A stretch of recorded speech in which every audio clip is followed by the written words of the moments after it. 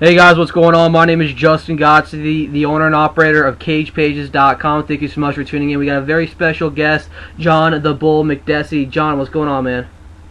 Nothing much, man. Just enjoying the beautiful day in Montreal. Now, you like you say, you're from Montreal. How is MMA going for you right now, and how's training going for you? I know you work out at TriStar Gym. You know, TriStar has a bunch of great fighters. How's training going for you today?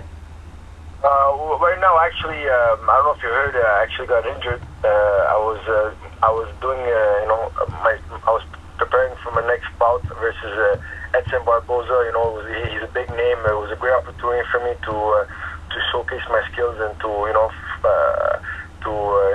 prove myself. And unfortunately, I got a bad injury in training, and now now I'm pretty much recovering and getting back into 100% health shape and hopefully fight as soon as possible.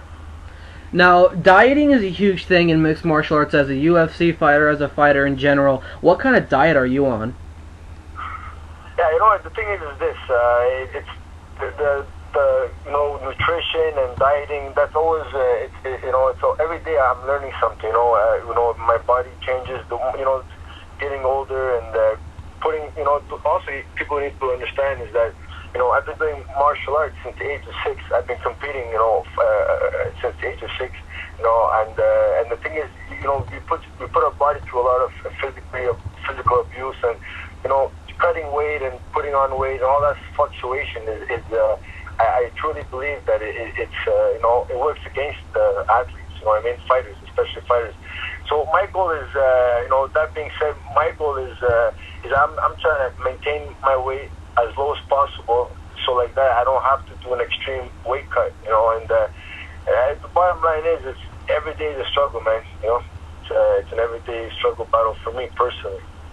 Now, you train at TriStar Gym, like I said. When it comes to TriStar, it's just the roster and the fighters in the UFC that's in there: Miguel Torres, George Rush St. Pierre, Francis Carmon, Ivan Menjivar.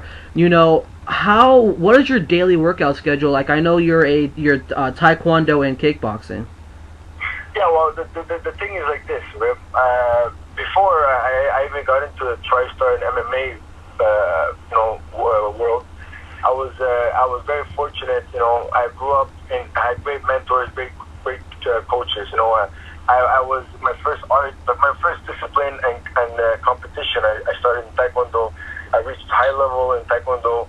Was gold Olympic junior. I won the gold medal in the Olympic juniors, silver in the Canadian Games. Then after taekwondo, when my first sensei he closed down his gym and I had to find another place. That's when I got introduced to Shotokan karate. I did it for many years. I reached my black belt in 3 years. I got my black belt under Shotokan karate. Another great instructor taught me the fighting game and brought me to the next level. And then after that, that's when I got into full contact. Because the karate stuff was more of a point system. And I wasn't too crazy about that. It's still a dangerous art. Beautiful martial arts, Shotokan. But I wanted something more, and that's when I started to look at kickboxing. And I found the kickboxing instructor. I started to fight in the ring, kickboxing, amateur, full contact. I did pretty well in that. I won the championship belt, 5-round fight, Canadian Eastern Championship belt. I did that for 2 years, and the kickboxing was dying out in Montreal. And that's when that's the first time MMA caught my eyes was when I was watching Pride. Mikro Korkop was a big inspiration for me, and and then I told myself, let me try it out. And next, I heard about TriStar. TriStar is this. There's many great athletes. So you gotta look at it. I looked at it like this. For me to get to the next level, I had to go to TriStar and develop my MMA game and showcase and practice my skills. And against high athletes like George St. Pierre, Ivan Menjivar, and Yves Japoin, Mike Ricci, Roy McDonald, all these other great guys at TriStar. You know what I mean? Yeah. Now, this is like in your early parts of your life when it comes to taekwondo, Shotokan. you really exploded really onto the scene in kickboxing. You went 22-0, and then right after your kickboxing career, you made the jump to mixed martial arts. Was making the jump from kickboxing to mixed martial arts wanted you to, jump up to the next level and get more competition? Uh, like I said, kickboxing was dying out, and Montreal in particular was. See, I always look at me. I'm always. I find as a person, every day I try to become a better person as an individual. Martial arts taught me a lot.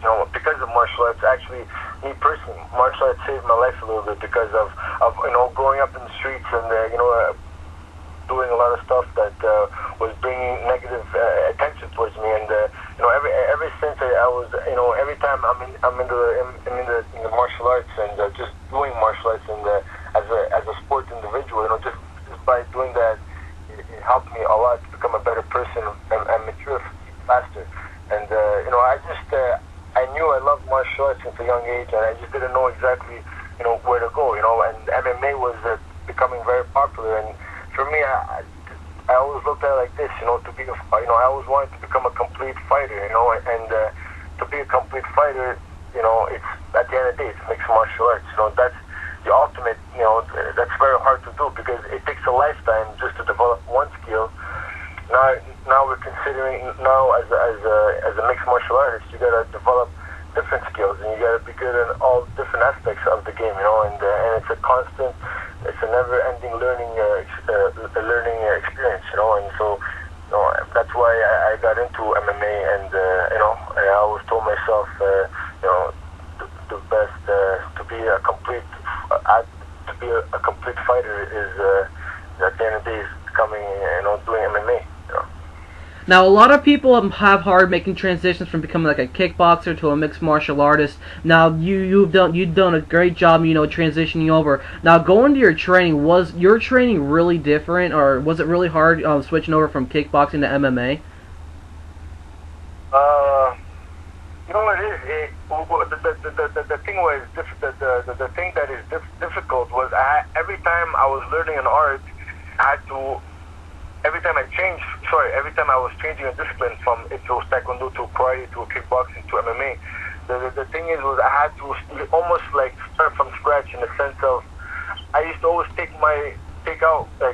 used to always go to another like uncomfort zone. You know what I mean? Like basically I would do everything that I would start from scratch. So I would always tell myself mentally that okay, this is a totally different domain.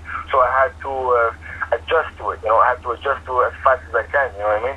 And obviously, time was always against. I always thought time was against me because of I started learning MMA at a later age. If I can turn back time, I was if I was 16 years old again, I was 15 years old. I truly believe that if I started doing MMA at a younger age, I would have for sure would have been a champion by now. You made your pro debut at ex-MMA against Todd Westcott. How excited were you to secure your first pro fight? Yeah, I mean, of course, ex-MMA was a great promotion. They were very good to me, and that was an amazing feeling. Starting MMA. I had only a couple of amateur fights. Won all my amateur fights in MMA, and then after when I did my first pro fight, fighting, he was a tough guy. I mean, he was coming out all blazing, and he wanted to knock me out. So, I was just very happy to actually go into something that I knew that that I love to do. At the end of the day, fighting is fighting. If it's MMA, kickboxing, if it's boxing, or whatever it is, combat. Combat sports are always going to be, the fundamentals are always going to be the same. You made your UFC debut in 2010, but before we get into that, after 7 fights on the independent circuit, you found your way to the UFC, and the Fertitta signed you to a contract. How exciting was that? How exciting was that for you to sign with the UFC, making your dreams come true? Yeah, well, when I got the call that the UFC wanted me and was getting ready for my first fight in the UFC, I'll be very honest with you, I actually had tears coming down my face, because it wasn't only because I got into the UFC in particular. It was more about it's something that people dream about, and I worked very hard, day in and day out. I